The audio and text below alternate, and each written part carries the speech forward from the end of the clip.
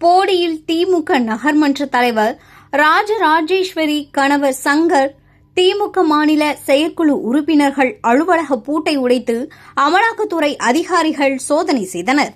தேனி மாவட்டம் போடி நகர்மன்ற தலைவி ராஜராஜேஸ்வரி அவர்களின் கணவர் சங்கருக்கு சொந்தமான ஏலக்காய் குடோனில் பூட்டை உடைத்து கேரளா, பெங்களூரு, சென்னை உள்ளிட்ட பகுதிகளில் இருந்து 10க்கும் மேற்பட்ட வாகனங்களில் வந்த அமலாக்கத்துறை அதிகாரிகள் தீவிர சோதனையில் ஈடுபட்டனர். சங்கர் திமுக மாநில செயற்குழு உறுப்பினர் என்பதும் முன்னாள் நகர்மன்ற துணைத் தலைவர் என்பதும் தற்போது போடி நகராட்சியின் 29வது வார்டு கவுன்சிலராக உள்ளார் என்பதும் குறிப்பிடத்தக்கது.